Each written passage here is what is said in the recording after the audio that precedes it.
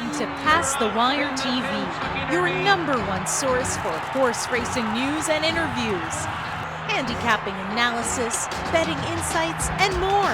Past the Wire TV covers the biggest races at the best tracks. Garnet and Luis Saez to win the Belmont Stakes at Saratoga. The Grey Wizard is absolutely flying. Champagne won. The Grey Wizard. Oh, it's very close. Leave it to the judge. Like, share, and subscribe to Past the Wire TV. Nobody does it better. They're off at Saratoga.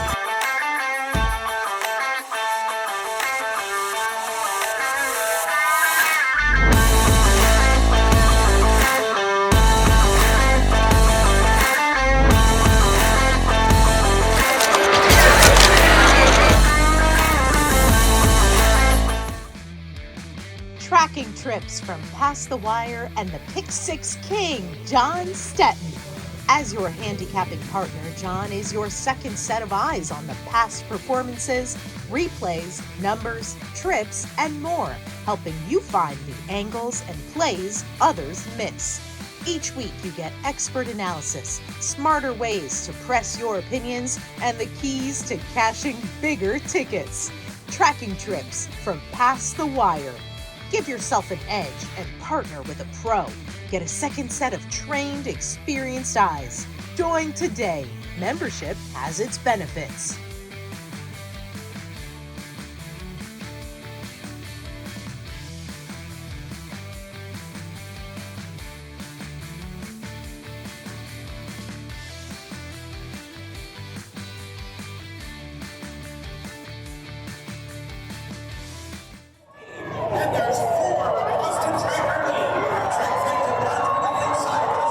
You're watching Past the Wire TV.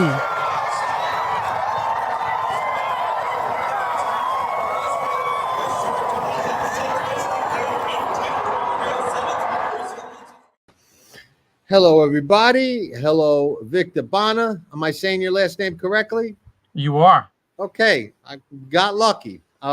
Welcome, Victor, to Past the Wire TV. It is absolutely a pleasure to have you on the show, and I have been looking forward to speaking with you. Thank you so much for having me on your show. I watch it a lot and really enjoy your show. I appreciate that, and you know, when I found out about you and your book, I found you to be a very interesting gentleman. I found your book's plot line, which we'll talk about, and I haven't had a chance to read yet, but I'm looking forward to reading it. Fascinating and kind of right up my alley. So we'll get to all of that. But you grew up, correct me if I'm wrong, in New York, correct? Near Belmont. I did, yeah. I grew up in Malvern, New York, and I went to high school in Valley Stream, so right in the backyard of Belmont Park. All right. So there's a good chance that you and I were at Belmont at the same time and just didn't know all these years later we'd be talking to each other on computers from across the country about horse racing. That's probably true. Yeah, I would bet on that. Yeah, it's probably a pretty short price bet, in my opinion. So how did you get into horse racing? Was it from living near the racetrack or something else? It was my high school friends. Okay. And they would bring the racing form into class, and you know, inside their textbooks, I guess they'd start doing some handicap, and they'd be talking about the races quite a bit. And so I just tagged along with them and started going to we would start going on the weekends, and then we discovered actually that right in front of my friend's house in Valley Stream there was a bus that went to Elmont. And we weren't exactly sure where it went. So one day after school, we go by his house. We see the bus stops. We're like, hey, let's get on the bus. So we had a few bucks in our pocket. We get on the bus. We again, not sure exactly where it's taking us. It just says Elmont. So we get on it. We end up at the corner of Hempstead Turnpike and Elmont Road. Right. Which, you know, is the corner of the barns right there. And we saw the barns. We jumped off the bus and we got so excited we literally sprinted all the way to the front gate of the racetrack. Right. Yeah, that's probably the most we ran in our entire high school careers. A relative of mine owned the bar on the corner over there, across the street from the racetrack. There was a bar on the corner there for many, many years, and I've been in it 100 times. We used to play the Los Alamitos quarter horse racing game for real money in the back, and for the life of me, I can't remember the bar. I feel so embarrassed, but it was there for like ever, and he owned it for a long, long time. So when you got into racing, you got into it as a bettor, and what did that evolve into? Yeah, so I started out probably like most of us, wagering a few bucks, and I got lucky. I think the first day I actually was there, and came home with a whole bunch of money in my pocket. Right. I don't know, back then, maybe $100 or $200 or what have you, and being the lazy kid that I was back then, when I threw my clothes into the wash, I left the money in the pocket. My mom discovers this money in my pocket, and she comes up to me and she goes, "Where did you get this cash from?" And of course she's thinking, "Oh, what is he selling drugs or doing something like that?" Right. So I'm thinking to myself, I don't really have much of a choice. I better just, fess up, because I can't make up, where I got this money from. So I said, well, I went to the racetrack with my friends and I bet a few horses and I won a few dollars, and I get this look and I'm like, uh-oh, I'm in trouble. So, anyways, later that night, I hear my parents talking, and my mom's like, I'm really worried about him. He's going to have this gambling habit and he's going to get himself in big trouble. And then I hear my dad going, yeah, but he won. Right. So that was pretty much it. And then, that excitement was just hooked me, in terms of, you can't match the excitement that you see on the racetrack, and the from the butterflies and the nerves to just the thrill and the devastation when you lose. I mean, you just go through the roller coaster of those emotions, and that's what got me. Highest highs and lowest lows. But I try to explain to people that obviously winning money is a great feeling, but there's a certain satisfaction to winning money and being right at the races that's very hard to find anywhere else. I don't even think buying a stock that like shoots through the roof gives you the same kind of feeling as like nailing an exacta ice cold, just being about how a race is going to run. And I don't know. I don't know about you, but I've never been watching CNBC and watching the stock ticker and screaming at the top of my lungs, like, go higher, go higher. No, me neither. Right. At the racetrack, you could do that, and that's exactly that's what gets the it really gets you going. Exactly. So fast forward, I moved out to Seattle for a job out here back in the mid '90s, and I probably didn't do much racetracking for a while. But I wanted to get back into it, and I found myself with a few extra dollars, and so I decided to venture into the ownership side of racing, and it was to go from being a spectator being a spectator to being a participant in the sport, and that's where I really learned so much more about what happens at the racetrack, what happens on the backstretch, all the great people that are back there. I run a small partnership. It's called Royal Victory Thoroughbreds, and we still race up here in the Pacific Northwest, Northern California, Mid-Atlantic, and we've got a horse at Finger Lakes that actually just won on Tuesday this week. Wow! So you're really all across the country. Yeah, we're coast to coast, you could say. Yeah. I mean, we're not big. We've got about 7 or 8 horses, and we try to be as economical as we can with them. So I'm assuming you've got the horses at Emerald Downs. Is that it? We do, yeah. I've got 2 horses there at Emerald Downs. Right now, there's no more racing in Northern Cal, right? There is actually. They closed Golden Gate, which was pretty sad.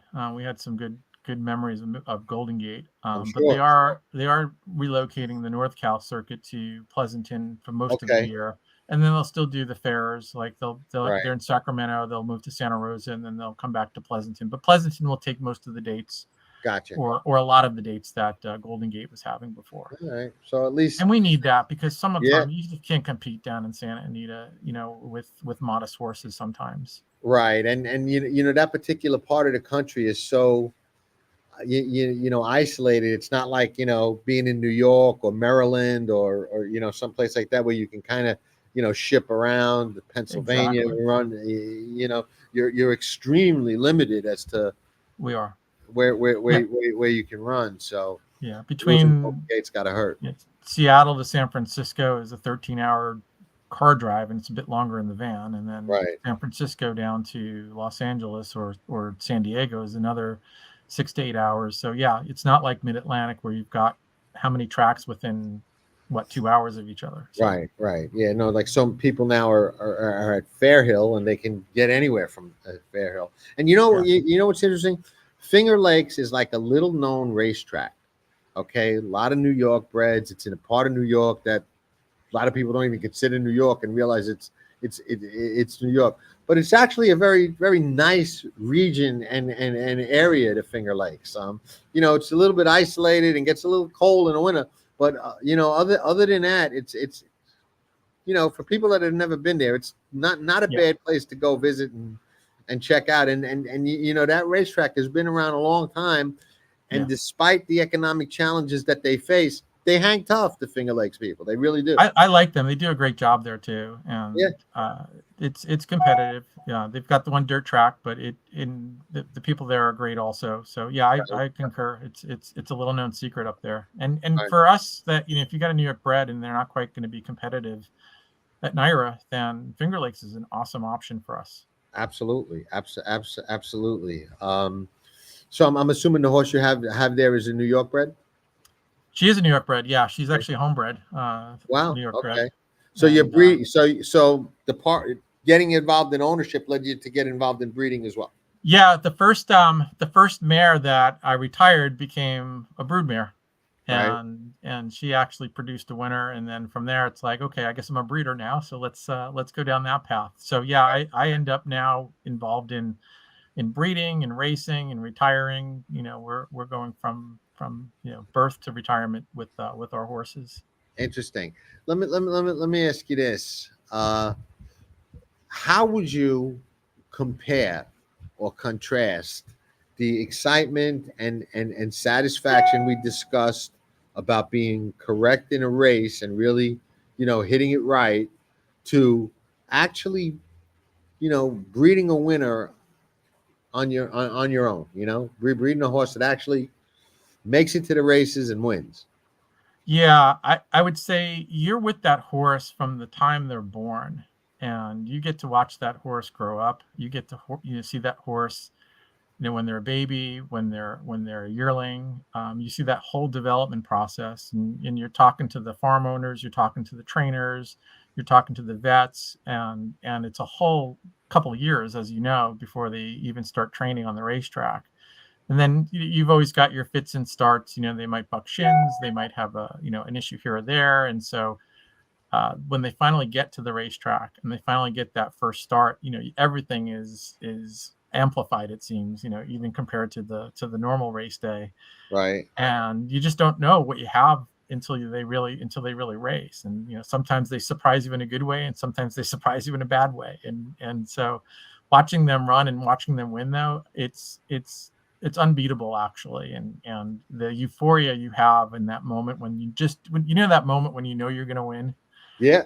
And it's before the wire, actually, but you just know you're going to win, and that's when you just explode, and it's like, okay, I got this. And so it's an amazing feeling. It really is. And it lasts for a while. Actually, it doesn't just go away. I mean, you ride that high for at least a couple hours or a couple days in some cases. No question about it. I take betting pretty seriously, and what you said is the exact reason why when I do my replay watching and note taking, I like to do it a day or two later, when the adrenaline and excitement and bias and everything else is kind of out of my system, because when you do it right after the race, if you won, you're on that rush. If you lost, you're a little disgusted, and I find I'm much more objective, a day or two later, when I could sit back, say, okay, it's all over now, whether I won or lost. Now I could really, watch the other horses and get a better picture of what happened, because like you said, it stays with you. I could totally relate to that. And then on the other side, when we lose, And sometimes when you lose, it's not a bad loss. You might hit the board, or you might have seen the horse run a really good race, and you're like, okay, that's a building block. Right. Sometimes when you lose, and you lose in a way you didn't expect to, like you're the favorite and you finish 5th or 6th or 7th or something like that, you're just devastated, and you're like, I that's exactly what I do. I say to myself, all right, you got 24 hours to whine about this, and then be depressed, and then you got to kind of bounce back from it, and let's figure out what we're going to do next now. Right. Right. Absolutely. Uh, what's the biggest win that your stable has had? We've been stakes placed a couple of times. Okay. I have one of my retired horse now that I ride. His name is Rooster City, Okay. and we call him Rooster. And he almost won the Emerald Derby. He lost by a Wow. nose up here back. It's got to be about 15 years, 14 years ago. We've had a couple of stakes runners, but that stakes win has been a bit elusive for us. But we're knocking on the door. Hopefully, we'll be able to kick it down soon. And you kept that horse for yourself? You ride him now? I do, yeah. In fact, That's I pretty shoot him. cool. I helped the farrier with his shoes this morning. That's pretty cool. So you are into, for lack of a better term, taking care of your horses and following up on their aftercare and making sure they're okay, which we know is a pretty serious uh, problem in the industry, because not everybody is like Yeah, yourself. it's important. I think one of the things I learned once I became an owner was you have to take care of your horses. You just have to do that. It's part of our responsibility. If we've got the money to buy a horse and to manage and maintain a horse while they're racing, then we should be able to take care of the horse, or find a place where they can be taken care of. I don't take care of every horse that I race, but we certainly look for homes for them, and work with good people to do that. Right. And I agree with you. It's so important. We had on one of our shows a discussion, a couple of years back, where I floated something out there, because, somebody on the show mentioned that, well, not everybody is in a position, to make sure that their horses are okay financially, after they retire. I'm like, well, honestly, then they shouldn't buy a racehorse.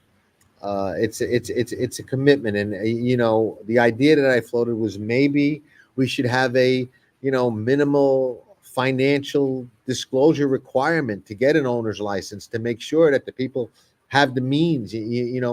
One of the most frustrating things I see in rescue that I do with dogs, and even with horses, is that a lot of times people don't have the money to Yeah, take care of them. It's one of the reasons why I always frown upon shelters, and I help shelters and work with them a lot, but I don't believe in free adoption. Free yeah, adoption, I can't tell you how many times it's led to problems. mhm, And dogs being returned, dogs not being taken care of, dogs winding up in very, very bad places. Uh, if you can't afford an adoption fee of two, three, four, $500, whatever it may be, you probably can't afford yeah, to take care of a dog for 10, 15, 12 years, or whatever the case may be, and totally. people don't get that, and I'm You glad that you do. I'm glad that you do. Yeah, I mean, and even if you don't have, I mean, people could fall on hard times. They might Absolutely. underestimate how much things cost. There are so many charities that are out there. There are so many people willing to help you. You just have to do a little bit of research, and you'll find, good places. It might take a little bit of work on your part, but it's really not that hard to find, places that will find a good home for your horse, or rehome your horse if you can't do it yourself. And like I say, money should not be an excuse, or lack of money should not be an excuse to not do the right thing by the horse. Right. Now, here's where we're going to start getting interesting. Okay. You decided, I'm assuming, in your horse racing endeavors, to write a book. Hmm. And the storyline is fascinating. Like I said, kind of right up my alley. Tell us a little bit about how you decided to write a book, and how you came up with what I consider to be a very interesting storyline that drew me in. I want to read it. So tell us a little bit about that. Yeah. Actually, I read your bio after the book was done, and I'm thinking, hmm, You might think that I wrote this about him. That's Or great. maybe somebody you know, maybe not you specifically, but That's just great. No, but seriously, as we were talking, I'm a thoroughbred owner, and I like a good story, and I'm doing, not a lot of writing necessarily in terms of fiction and stuff like that, but I figured, oh, how hard can it be to write a book, right? Uh, fast forward really hard, by the way. Right. No, I But know. I wrote one, so I know, and it's not easy. it's not easy. No, it's definitely not easy. This one has been in the making for about 7 years now. So Wow. it took a long time. Working full time at the same time as writing probably delayed that process a bit, but I also didn't want to rush it out there and just for the sake of having it. But being a person that loves horses, that loves racing, I wanted to express that passion for that. And it's kind of what we talked about. Be able to put in words, some of that excitement and adrenaline that you feel, and put readers sort of in our shoes as people that are really enthusiastic about the races. But as we talked about too, as I started owning horses, I started to learn about what could happen to horses after their careers are over. And I'm thinking to myself, how does a horse that went for a couple of $100,000 at an auction wind up in a trailer, 5, 6, 7 years later on their way to Canada or Mexico, where they're going to end up in a slaughterhouse? And that really bothered me. I'm like, how does that happen? How do you do that? And so I wanted to also, and it's not really talked about a lot. Oh, We talk about the races, we talk about the champions, we talk about the Triple Crown and Saratoga and so forth. But where do they go? And so that's what I wanted to also share was there's a loophole, or call it falling through the cracks, where some of these horses do end up on those trailers, and let's bring a little. quite a few actually. Yeah, let's Go ahead. yeah, I was like, let's just bring that to light a little bit. And I didn't want to do it in a way in which I'm sermonizing or preaching. I wanted to do it in the context of a story. And so that's where the inspiration came from. And so that's sort of what you're going to follow. This horse, his name is Helical Star, and you're going to follow him from literally when he's born to what happens to him. And I won't tell you what happens to him, but you'll kind of see so his transition as well from being a high priced yearling to what happens later in his career. Right. And it's fascinating. And I want you to tell us a little bit more about the storyline, but let's talk for a minute about the slaughterhouse thing, because that's something that Ferdinand and Yeah. just there's just so many stories out there. And then you look at the cheaper horses, and they don't even get a mention, and they have every right to not suffer that fate. And I did a lot of research on that. Okay. Mm, I was going to write a lot more about it than I did, but I just kind of got derailed by frustration, because I really knew that I was not in a position to make any significant difference or impact. Uh, and some of it really goes deep, because like what I learned is that mm, some of those loopholes are kind of there, and are kind of like wink wink allowed and looked away from, because there are like mm, countries that like depend on this meat for food and can't afford any other meat, and you're disrupting this and you're disrupting that, and it isn't. And don't get me wrong, I don't agree with that, or by any means say that condones what is happening. But I just mhm, realized I'm up against a global situation that's tied into so many different things that I can't possibly impact, yeah.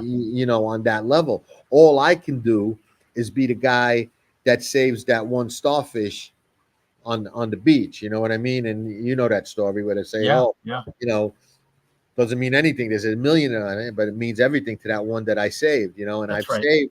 I've saved my share of horses and dogs, and it's a never ending fight and battle. But the slaughter issue is much more complex than people realize. Yeah, and it's important to also point out it's not just thoroughbreds. It's Correct. all horses. It's quarter Correct. horses. It's mustangs. Yeah. It's draft horses. Right. It's not exclusive to the thoroughbred industry. No, we have a family farm, and the horses on there are just Mustangs and thoroughbreds, and it's Yeah. as a bigger problem with Mustangs as it is with thoroughbreds. Yeah. The good news, if there is some good news here, is I also was looking at some stats recently, and the stats are showing a pretty dramatic decline in the number of horses that are going to these slaughterhouses over the last 7. Actually, if you go back to 1990, it was over 300,000 horses a year were being slaughtered in that way. If you go when I started this book, it was around 2016, 2017. It was still over 100,000 were in the pipeline. Last year, 2023 and 2022, it's only about 20,000 those last 2 years. So we're definitely seeing a decline. And it sounds like the countries in which they're exporting the horses to are also seeing a decline in demand for that kind of meat. So that hopefully is a continual changing of the tide that we're going to see.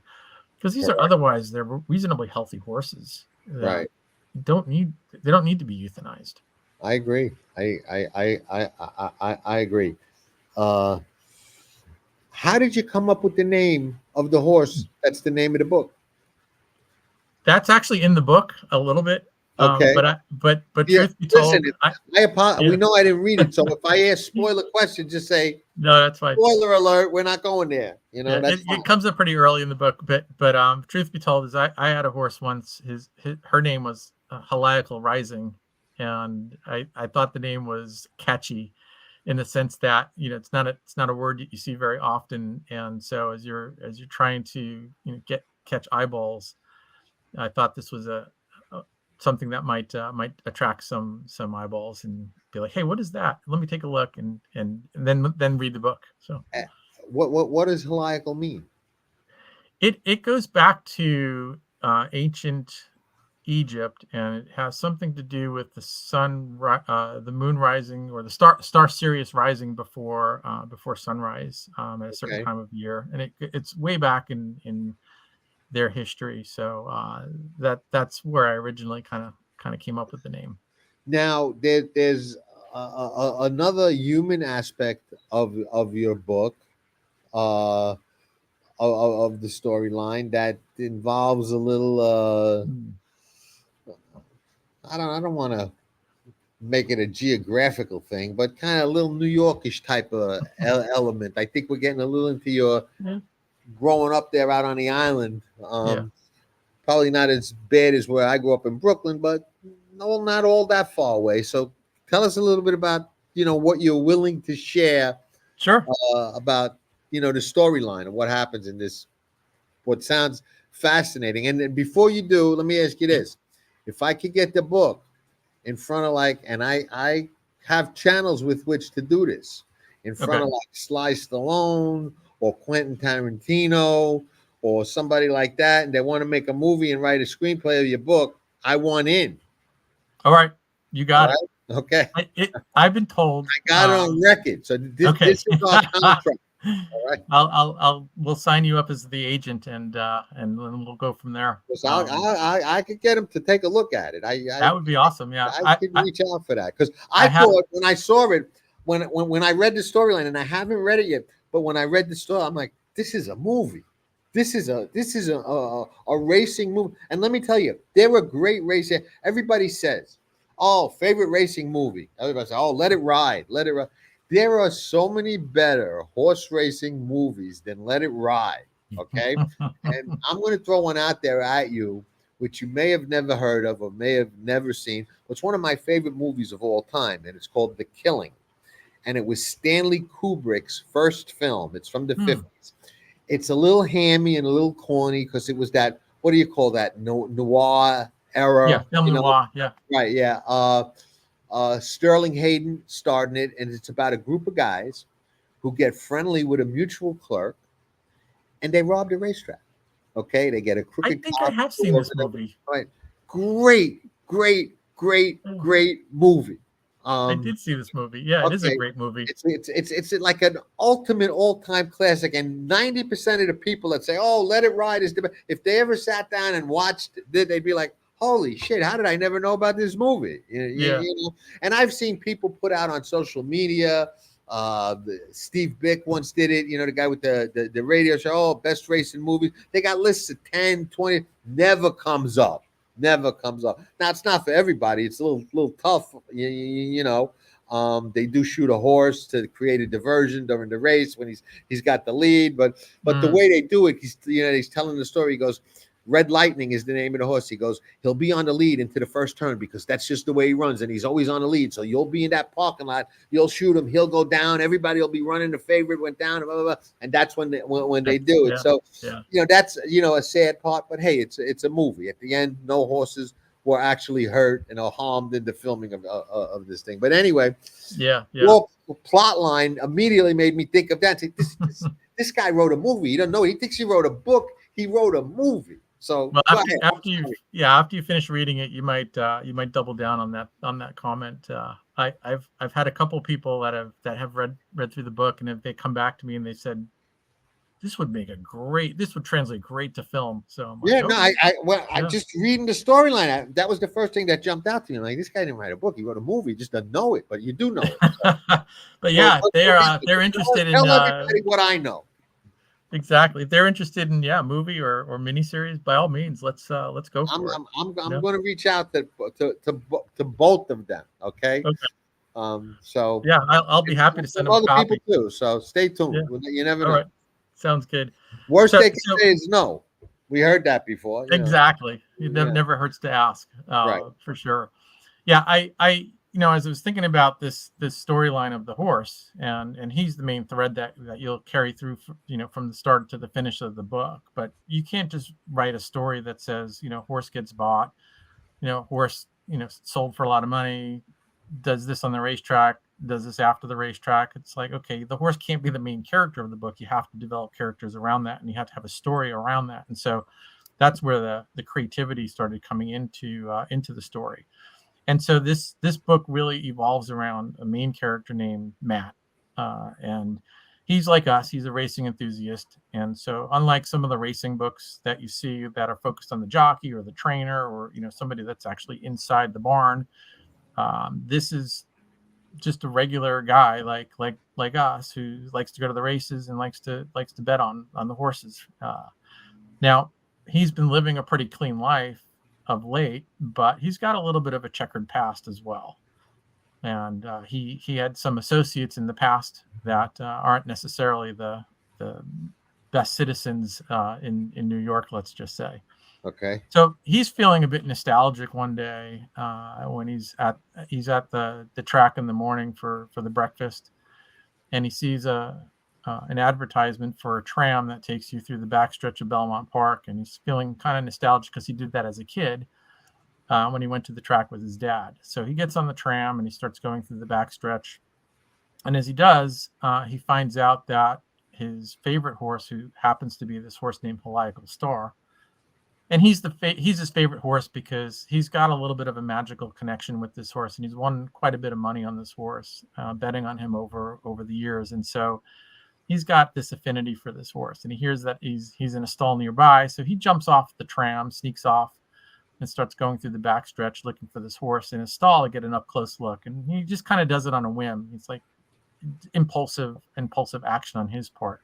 Right. And as he's getting close to the stall, he accidentally hears a conversation that's taking place that involves this nefarious plot that involves this horse, Helical Star. And at that point, all of a sudden, he has to deal with this past life that he's had, because some of the characters now that are involved in this plot are some of the same people that he was partners with back in the day. And this just starts to lead to a whole bunch of scenarios where there's danger now lurking wherever he goes. And he's trying to stay one step ahead of the bad guys, let's just say. But his life has pretty much now been completely, thrown at risk as a result of this conversation that he overheard. He also runs into this this young girl trainer, or female trainer, I should say, and her name is Christine, and she's pretty no nonsense. You know, she's very honest and straight shooter. And they start to get to know each other quite a bit, and as they get to know each other, they definitely are bonding over their love of the horses, but they both become sort of entangled in this past of his, and now all of a sudden both of them are kind of caught in this web, and they have to really stick together or they're not going to make it.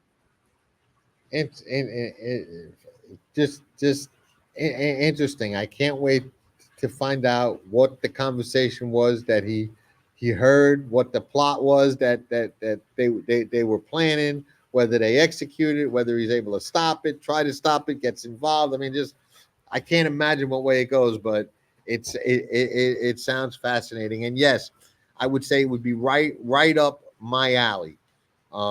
I've actually experienced things like that with plots with horses and things like that, and it just I was there for the ringer. You know, I've just seen so many different things. There's an old article, and one day I'll tell the story on a video.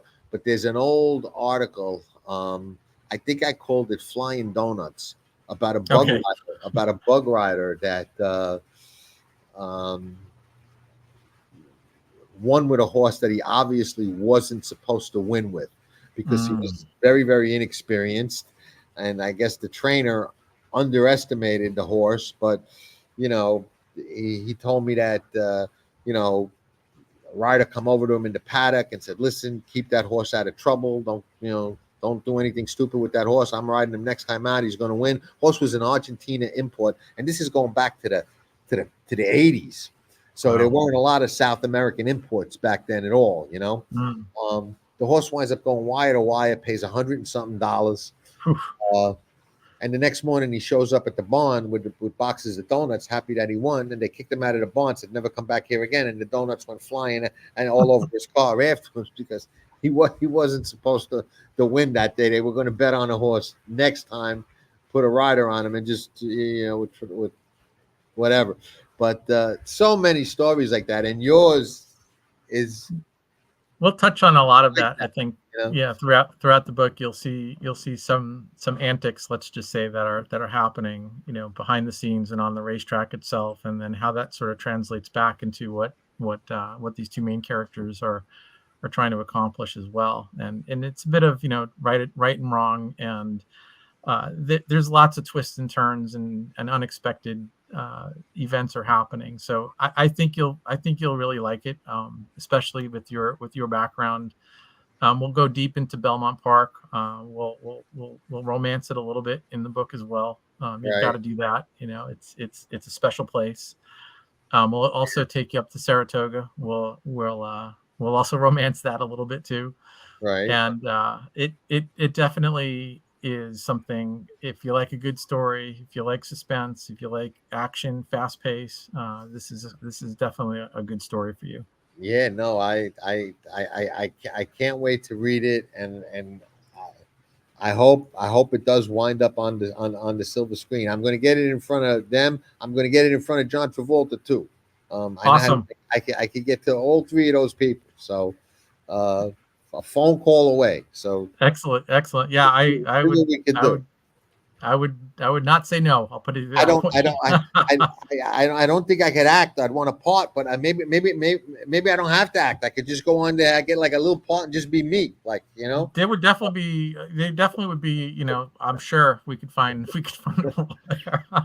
don't think I can't act. I never act, but I think I may not have to. I could just get on there and be me, you know. So we'll see. Or like, you know, like an extra, like guy going to the window making a bet, you know. There you go. There you go. It's Belmont. It's New York. I mean, gosh, it's just right. It all come naturally, right? Yeah. No, I got a friend who knew some people, and they stuck him in a Bronx Tale. He's one of the guys, you know, standing around with his shoot dice in the Bronx Tale. Never acted, never did anything, but he's in the movie. He's in the credits at the end and everything. So you never know. You never know. Never know. Yeah. But yeah. I think it's great that you did it. again, I can't wait to read it. It sounds like you said, right up my alley, and would be right up a lot of Yeah. racing fans' And alley. I'm actually what is a bit surprising to me, and maybe I shouldn't be surprised, is when you write a book, a fiction book like this, and you subscribe for various services to do reviews for your book. You're not sending them to horse people or racing people. You're sending them to Right, people that are readers that just read this kind of genre, which is considered suspense thriller.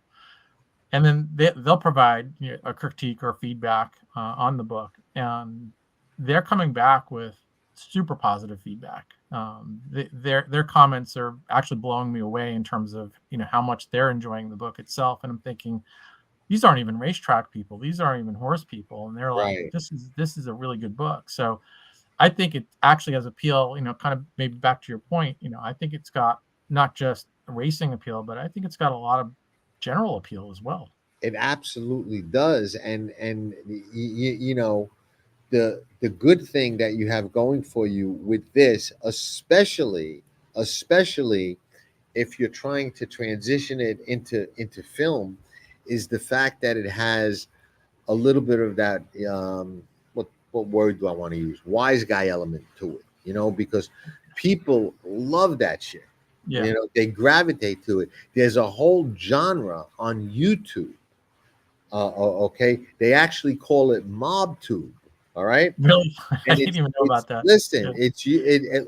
Well, let me just tell you how comical it's become. Okay, just about every wise guy that that flipped and became a rat and went away has come out, and what do? They start a YouTube channel telling old war stories. Mm. They get literally hundreds of thousands of views. Some of them get millions of views, and they monetize their channels and they're making money off it. And they're telling all old stories. Now it's funny because I don't watch very many of them. But some of these are guys, the guys I knew who grew up around. You know what I mean? Mm. So I'll say, oh, they pop up on my thing. So I'll check out and listen to 5 minutes here. Half of the stories are bullshit. But nobody cares, nobody checks, nobody lies. You know what I mean? A lot of the people are dead or in jail, or Mm. really don't even give a shit what anybody's saying about them, or some rat is saying about them on mob Mhm. tube or YouTube right there. So it's Mhm. become just a comical genre. And what's also happened is these guys now fight with each other because they'll all call each other out. Oh, you're lying. Oh, That's not really? what happened. You're doing this to get views. And they're fighting and cursing and yelling and whatnot. But sometimes I think it's all an act because they generate more views with like the few. Sammy the Gravano, the Sammy the Bull, who everybody knows it. He's got one of the most popular YouTube channels out there. All right, telling old war stories. Half of them are bullshit. Some of his are true, but half of them are bullshit. Uh, just just how it is, and how it Yeah. is. But Yeah. it's a big genre. People love it, and the fact that your book has some of those type of characters in it can only make it more Yeah. commercial friendly. Lack of a better term, I don't know the right Yeah. word Yeah. that I'm looking for, We but you know what I'm saying. Now, having commercial appeal. Yeah, we definitely have a few characters that will sort of fit into that element, let's just say, or fit into that paradigm. And yeah, it covers a lot of different characters. You'll get to know all these characters to some extent, and it's interesting when people come back and they tell me, oh, they like this character, or they don't like this character. Right, That actually feels really good to me because it means that you've created an emotional opinion about somebody that we wrote about in this book, and you can actually picture these people in your heads in terms of what they look like and how they walk and what they move and all that stuff. And that to me is also pretty exciting. right. No, this is exciting, and I'm glad that it's got and just my sense of the kind of guy you are and where your passion lies. I'm thinking that it's got some good things and twists about the slaughter situation and whatnot, and bring a little bit of awareness to that. You, So there'll be an education in there as well, and I don't do it, like I say, I really avoided doing it in a preachy or sermonizing way. It's just more about helping the story move forward. but it's in the main context of the story. So the readers, especially those that aren't necessarily as familiar with some of the stuff, will gain a bit of an education through it, just like you would with any book that you're reading that you're interested in, and you're not necessarily familiar with the background or the backdrop of the story. You get to learn a little bit about that. Like if you read some of the um, uh, Dan Brown stories, you find about, you learn about Illuminati, for example, and some of the Right. stuff that's happening there. You might not know anything about it, and all of a sudden you Right. read one of his books, and you're like, oh, okay, I learned a little bit, maybe Right. that I didn't know. Of course, it's Absolutely. all fiction still, but there's definitely that sense of, I guess this could happen. Yeah, I could see that going on. I could see that Right. person, and I think again, readers will really enjoy that. Yeah, no, I'm glad you put it together and got it out there. Now, where can people find it? It is going to be available starting July 29th, Okay. and it will be available on Amazon and all of your online book sources. So any online retailer should have it available to order. You can also go to my website, which is just Perfect. my name. You can see it here scrolled at the bottom, but it's victorbahna.com, and you can also see it there. Okay. And And by the I'll way, you can see a video of my horse Rooster City in that on that website as well. cool. What I'll do is I'll put a link to victorbahna.com in the comments and direct people there, because a lot of times I've found that when I try and put an Amazon link in there, it just doesn't take for some reason. Okay. I don't know why, but sometimes they come out funny. So I'll just send people to the website and they can buy it there, and also learn more about you and get a look at Rooster. Get a look at Rooster. Yeah. Right, get a look at Rooster and pick up a copy of Heliacal. Am I saying that right? I say Heliacal. Helical, but I think it Heliacal. could be pronounced either way. I've Okay, heard it both Helical ways. Star. Yeah. Interesting word. I didn't know what it meant when I heard it. I'm like, Helical. What does that mean? I didn't look it up. I figured I would just ask you, but I didn't know. But it was an interesting word. I'm like, is it a word or just a name, or is it another language? What is it? Yeah. Well, hopefully hopefully it catches a lot of eyeballs, and people will have that same thought and stop on it and read, hey, what's this about? And I did hook. Listen. I was hook, line, and sinker when I read about it. I really was. I'm like, this is an interesting story, right up my alley. Sounds like a movie. Yeah. So, well, let's get that movie going too. Then I'm gonna try. Listen, listen. If you don't swing the bat, you can't get a hit. That's right. So I got no problem asking all three of those people, and maybe come up with somebody else. So you never know. Yeah, if they want a copy of the book, they should just let me know, and I'll make sure we get one in their hands. I'm going to get it in their hands. I'm going to get it in their hands. That's how I'm going to do it. I'm going to say, you got to see this book. This is what it's about. You got to make you got to make this movie. So we'll see. We'll see. Victor, I can't thank you enough for coming on the show. You're an interesting guy. You seem like a really good guy. We have similar backgrounds growing up. I grew up in Sheepshead Bay in Brooklyn, but my dad was a mutual clerk. So I was at Belmont all the time. And my dad, in his wisdom, and he was a very smart guy, but I remember I dropped out of school when I was 16. I never went to high school. No formal education at all. But I dropped out of school when I was 16. And my dad, in his wisdom, looked at me one day and said, "Oh, you think you're a smart guy? You think you're going to drop out, be hanging out in the park and hanging out this and this, getting in trouble," which I did anyway. He goes, "Bullshit. That's not what you're doing. You're coming to work with me at the racetrack every day." And I already loved the track. I used to go on the weekends. So during the week, he'd be going to work in the morning. I would go with him, and I was stuck at the track. He wanted me there with him. So by the time I was 16, instead of just going on the weekends on my own, he dragged me every day. So years later, when I wound up gambling and being a racetracker for a living, and that was it. And he would say, "Don't you think you should be doing something else? Have something else to fall back on?" I'd be like, "Wait a minute, you created this. This is not me. This is your fault. Don't blame me." My friend had a roofing company, was going to hire me to be a roofer. He's like, "A roofer you want to be? Hot on that asphalt? That's what he gets. Get out of here. You're coming to work with me where I could watch you."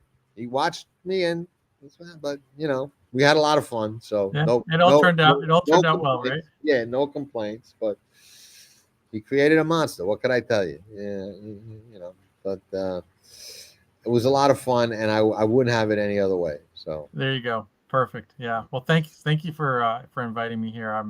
It was great to talk with you. It was great to chat about the book, and I really appreciate all your help and support as well.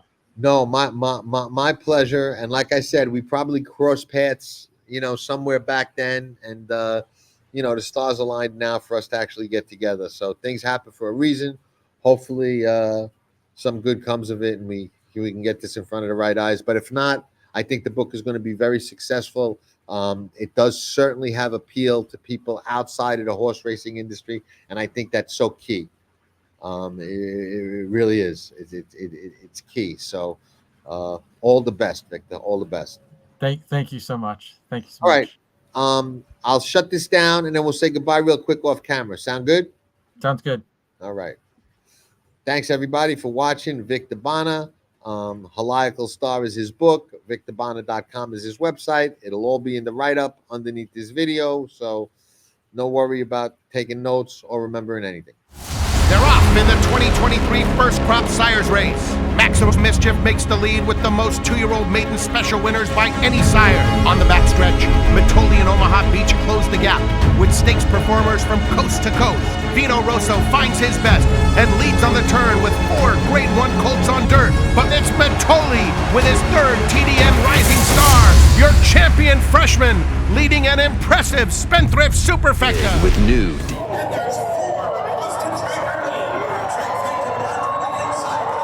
You're watching Past the Wire TV.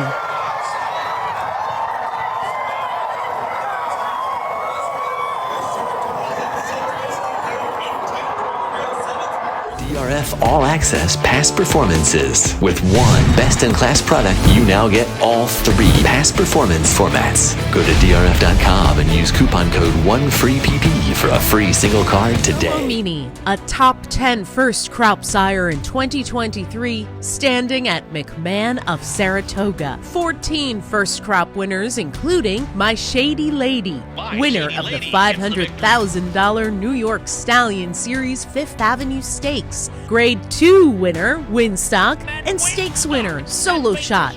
Solo Mini, the 7th leading freshman sire and the only top 10 freshman sire with a Grade 1 or Grade 2 winner. He sired a $700,000 2-year-old at the OBS April sale.